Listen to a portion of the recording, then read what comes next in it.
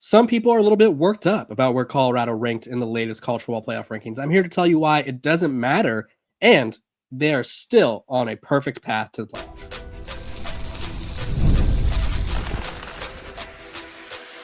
You are Locked On Buffs, your daily podcast on the Colorado Buffaloes, part of the Locked On Podcast Network, your team every day. Welcome to Locked On Buffs. I am your host, Kevin Borba. Today's episode is brought to you by Game Time. Download the Game Time app, create an account, and use code LOCKEDONCollege, all one word, for $20 off your first purchase. We are also brought to you by the Locked On Podcast Network. It's your team every day for free and available wherever you get your podcasts. So make sure to like, subscribe, and follow. And I appreciate you guys for making me your first listen of the day. Let's dive right into it. Tuesday night, the Colorado Buffaloes came in the college football playoff rankings as the number 17 team in the country, right behind Kansas State, behind Texas A&M, SMU, Boise State, Georgia, Ole Miss, Alabama, and a couple of other teams. I'll go over the rankings in a little bit. I saw some Colorado fans who were upset, right? They're like, Colorado, they've been winning by all these points, right? Which Colorado has been winning by a lot of points. I think their average margin of victory is around 19 over the past few games. So why isn't Colorado higher? Well, one, the committee is still holding those two losses against them. They can't put them above Kansas State because the two teams technically have the same record, different records in conference play, but they're 7-2 overall. There's a little group of 7-2 teams where it's Georgia, skip a couple, Texas A&M, Kansas State, Colorado, skip a couple more, Clemson, Missouri, like all the two-loss teams are in the same vicinity. So clearly the playoff committee is kind of valuing records over strength of schedule and strength of record, as we saw with Georgia taking a huge fall. And I saw people upset with Colorado's ranking. And I'm here to tell you that it does not matter where they rank, right? Colorado has, and I think you could say this about maybe, I would say Oregon or Ohio State, Texas, Penn State, Alabama. No, not Alabama. I guess maybe Alabama, Miami for sure. There's probably about like 6 to 10 teams in college football right now where it's like if they win out the regular season, they're automatically in the conference championship, right? Some of these teams have to rely on tiebreakers and all that jazz. Colorado's path to the playoff is as clear as ever. They went out in the regular season. They're in the Big 12 title game against probably BYU, but we don't know. BYU could drop a couple. I think they will lose to Arizona State. I'm calling it right now, and which is next week. And Colorado wins out. They're in the Big 12 championship, and then they play whoever it is, BYU, Arizona State, whatever team makes it.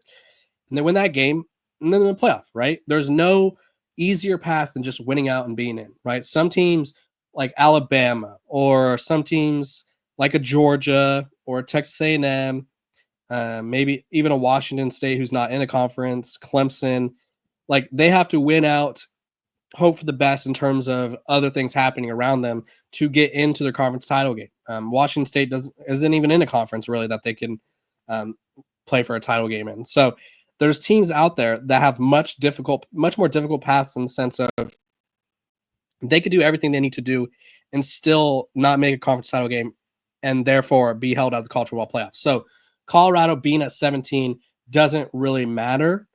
All that matters is how they handle their business. We're going to look at the rest of the rankings. I'm going to put it up on the screen here for the people watching the show. And then if you're listening, don't worry, I'll read it to you.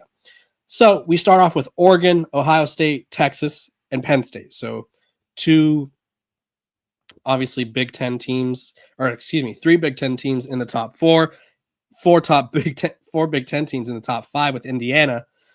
Obviously, that changes with the brackets and stuff like that. So the top 4 seeds based on the conference titles would be Oregon, Texas, BYU, Miami.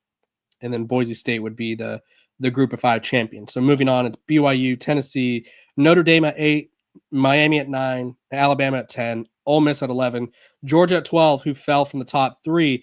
And I know a lot of people are outraged by this, and they're like, oh, strength of schedule, blah, blah, blah. Listen, people are mad that Georgia's below Indiana, below Penn State. They have better records. And at the end of the day, Georgia has that second loss. And I know people are going to go with if Georgia played this team, they'd be better. Well, you got to reward the teams for what they've accomplished. You can't just be like, it's Georgia, they have to be up there. Because I promise you, if Georgia had Indiana's schedule and they were just blowing through everyone, no one would bat an eye, right? No one batted an eye last year when Michigan won the title, and their schedule is basically playing like Del Taco Tech every week. And Ohio State this year, they lost their one biggest test against Oregon. Then they beat Penn State, right? Is Penn State that good? I don't know. I don't feel like they are, but like everything is subjective for the voters, really. There's not really a method. I think the best method for the college football playoff would probably be going to a computer model that ranks the top 25, ranks all the teams. And then you just keep the same format where it's like, okay, the top conference champions go in, blah, blah, blah. Just go off that, because going off humans leaves us subjective, or leaves us to be subjected to human error, and we don't want that, obviously, because we're never satisfied with the rankings. So Georgia at 12, Boise State at 13, SMU at 14, Texas A&M at 15, Kansas State one spot ahead of Colorado, which, I mean, they value the head-to-head right there. So clearly Kansas State beat Colorado, so therefore they are viewed as being better than Colorado. Washington State right behind Colorado, Louisville, Clemson, South Carolina jumps into the rankings. LSU doesn't fall out of the rankings, but they fall. Missouri survives in the rankings despite what was the ugliest win I've ever seen against Oklahoma. Army's still cooking. And then Tulane, welcome to the rankings. So there's a lot to be excited about, I think. We're still, at the end of the day, I think people need to realize that, hey, everything's going to play itself out, right? Like a lot of these teams still have to play each other. And I think that's why I don't understand why people get so mad. Like Georgia and Tennessee are playing against each other on Saturday. Tennessee's 8-1, right? If they beat Georgia and Georgia falls to 7-3, Georgia will probably fall into the 20s, and their playoff hopes will be done unless they somehow make it into the SEC title game, which I don't foresee happening because there's so many 1-loss and 2-loss teams. So everything will work their way out. If you're a Colorado fan, don't worry, right? Colorado has an easy, simple path. It's you win out, you're in. It doesn't matter where they rank you, because again, you win out, you're in. So that's a great position to be in. I think Deion Sanders has put Colorado in a tremendous position as a program. And who would have thought that last year this program was 4-8, and the following year, like, Deion Sanders has them in the thick of the playoff race? I don't think a lot of people outside of Colorado fans would have thought that'd be the case. That being said, hell of a job to Deion Sanders and what he's done in Boulder. When we come back, we're going to be talking about his latest coach/dad decision that could be a controversial one. This episode of Locked on Buffs is brought to you by Game Time. It's one of the best places to do everything you need to do when it comes to sports, comedy, theater, and whatever you like. It's my favorite place to get tickets because they have all these great features. Game Time Picks makes it easier to save more on sports, concert, comedy, and theater. Like I said, they have a toggling feature called all-in pricing that allows you to see your total up front, so there's no surprise fees at checkouts where you think you're saving this much money, and then you check out and it's like, oh, that's $400 more than I thought. They also have the lowest price guarantee, and they have a seat view on the app. So you get a panoramic view from your seat in the app before you buy. Take the guesswork out of buying tickets. Game Time Picks. Download the Game Time app, create an account, and use code LOCKEDONCollege for $20 off your first purchase. Terms apply. Again, create an account and redeem code LOCKEDONCollege for $20 off. Download Game Time today. What time is it? It's game time. Welcome back to Locked on Buffs. I appreciate you guys for tuning in every single day, making me your first listen of the day. Free and available wherever you get your podcasts. Make sure to like, subscribe, follow. We're continuing to grow this account on YouTube, on Spotify, on Apple, wherever you get your podcasts. I greatly appreciate all the support that you guys give me. Make sure to give me 5 stars. Support, subscribe. That way you don't miss it. We have some cool guests, cool opportunities coming up that you guys won't want to miss. Let's dive into Deion Sanders' dad mode, I guess we could call it. So, Deion Sanders went on a show yesterday, or 2 days ago now, I guess. I think it was yesterday. And he basically, not even basically, he said, in which we kind of already had known this, but with the NFL draft coming up, Shedeur is expected to be a top 5 pick. Travis, same thing, top 5 pick. I think one of them I think there's probably a 50-50 shot that it's going to be a Colorado player. But just because a team has the number 1 pick doesn't mean Deion Sanders wants his boys, Travis or Shedeur. He considers Travis a son, so I'm going to speak on him as if he were a son of his. Doesn't mean that he wants him to go there. And so I found that really interesting, but this is what he had to say. He was asked if he would step in if Shedeur goes to the wrong team, and he said yes, or he said, yeah, but I'm going to do it I'm not going to do it publicly. I'll do it privately, and with Travis too. And so he says he wants somebody that can handle the quarterback that he is, somebody that can handle understanding what he's capable of, someone who has a success in pass handling quarterbacks, or someone in an organization that understands what they're doing, not just throwing you out there amongst the wolves. So clearly, Coach Prime is using his one. He's one of the best NFL players of all time. He understands the sport. He understands that not all franchises are created equally, and not all franchises can develop the quarterback and have a successful track record of developing quarterbacks. So for his son and quarterback, Shedeur, that's obviously a big deal. And you look at the NFL draft right now, this is currently the order. And these are the teams, and I feel like kind of hit or miss on if I were Shedeur, I probably wouldn't want to go to any of these top 4 teams. It's Jacksonville, the New York Giants, Tennessee Titans, Cleveland Cavaliers, Cleveland Browns. The Browns are probably the worst landing spot for any quarterback. The Giants are probably the best out of that. Vegas is a good landing spot. New England, decent landing spot. Bad. I think they're kind of in between a rock and a hard place right now with what they got going on. The Saints, the Jets, which they have Aaron Rodgers, Carolina, bad situation, Bryce Young, Miami, Dallas is at number 11, and then the Colts at 12. And so where would you want Shedeur to go in there? Why? I think a lot of people are upset about what Deion Sanders is saying. And it's like, if you had the ability to make sure that your son, your brother, your mom, your sister, or whatever it is, a relative, a person you care about, a mentor, a mentee, if you had the power and the ability to be like, you know what?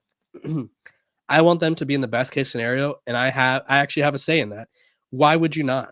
I don't understand. I understand that people who don't like Deion Sanders are up in arms about this because that's just how they are about everything he does. But Coach Prime knows what he's doing. I think there's a little bit of a hesitancy to just throw his son out there and trust whoever's there to develop him, because we've seen there be a development issue in the NFL. Excuse me. Got a sore throat. I'm soldiering through because I love Locked On Buffs. I love my everydayers. We've seen there be a development issue in the NFL, right? Those same teams that I mentioned. Trevor Lawrence was viewed as one of the best quarterback prospects of all time, and he is currently not looking like that. Daniel Jones has been in the NFL for, I think, 6 or 7 years. Hasn't done anything. The Tennessee Titans are done with Will Levis after a couple years, right? Cleveland Browns have never developed a quarterback. The Jets haven't really developed quarterbacks well either. They signed Aaron Rodgers, and he's well beyond his years. I would say the only teams in the top 15 that have a success of developing quarterbacks would probably be Seattle, Tampa Bay, not really. Cincinnati, yeah, but they don't need a quarterback. Indy, no. Like all these teams, there's a lot of teams that need a quarterback, but not a lot of teams that can handle a quarterback.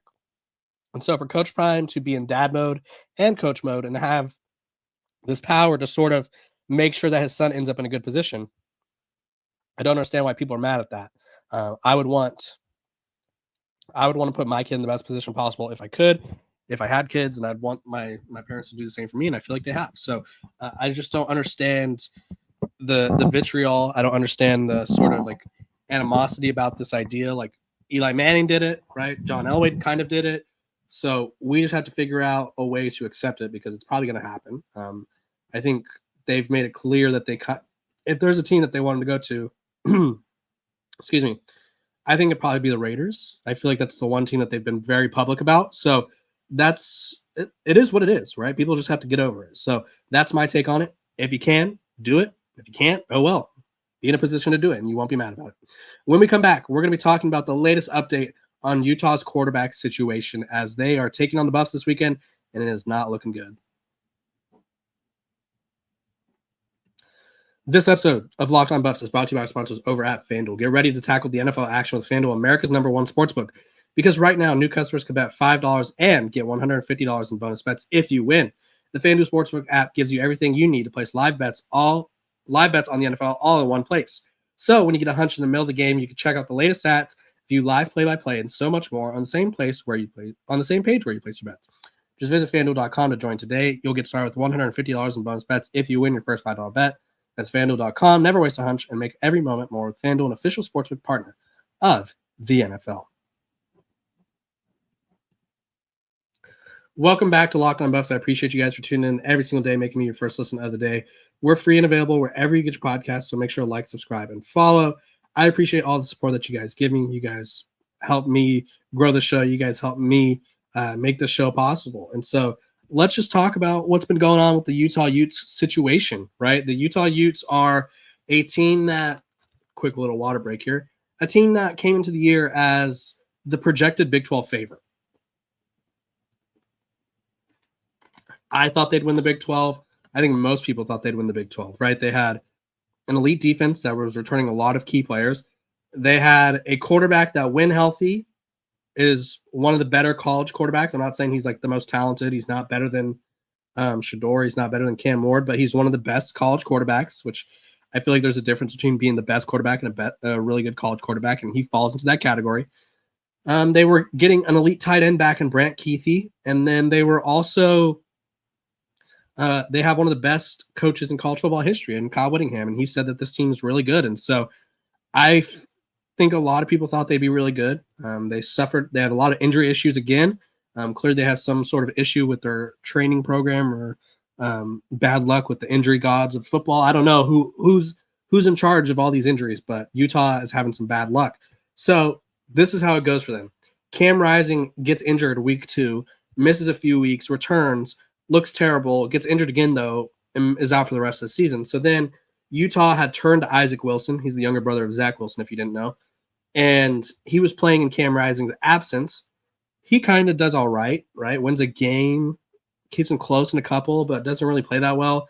Then he gets benched for Brandon Rose, who made his first career start this past weekend against BYU. And BYU, he looked really good in the second quarter, scored 21 points, and things were clicking for the offense. Well, I guess on this very last play of the game for Utah, he suffered an injury and is now out for the rest of the year. So they're going to be going back to Isaac Wilson. They also lost Brant Keithy. They also lost running back Jane Glover, who's going to the portal. And then they also lost wide receiver Micah Pittman, who's the younger brother of Michael Pittman.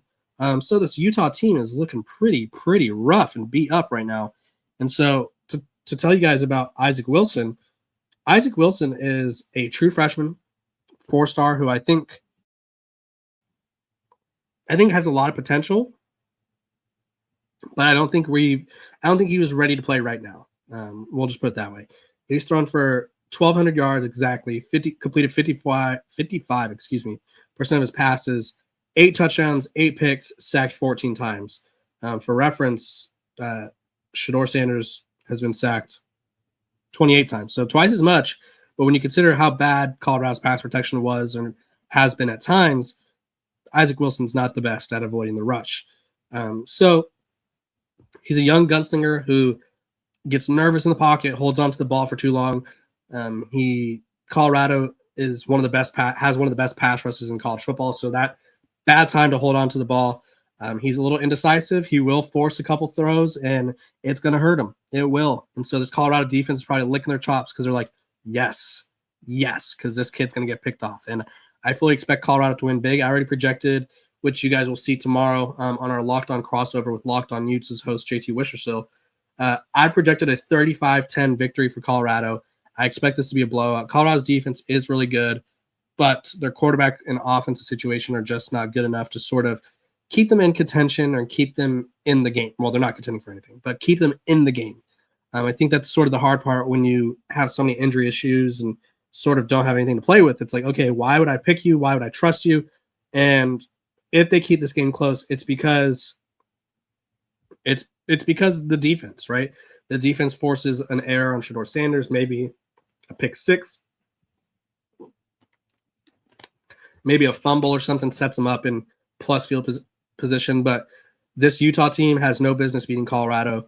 They literally only have 2 quarterbacks on the roster left. They have Isaac and then Luke Batari, who he's a JUCO guy, walked on, had never played, beat Colorado last year. So they don't have a lot of depth at quarterback. This is looking like it should be Colorado should win this game big. I'll put it that way. If they don't, it'll be interesting. It'll be ugly. And I think this is probably the easiest stretch of Colorado's schedule right now. They're going against Utah, who's probably the best. I would say Kansas is right now the best of the 3 teams remaining, but this Utah team is not what everyone expected them to be. Bit with another injury bug, tough sledding for them. I fully expect Colorado to take advantage of this, and I expect Colorado to advance to 8-2 heading into next weekend when they go to Arrowhead Stadium to take on the Kansas Jayhawks. So I appreciate you guys for tuning in every single day, making me your first listen of the day. We're free and available wherever you get your podcast. Make sure to like, subscribe, and follow. I will see you guys tomorrow on our Locked On crossover episode with JT Wichterson of Locked On Utes.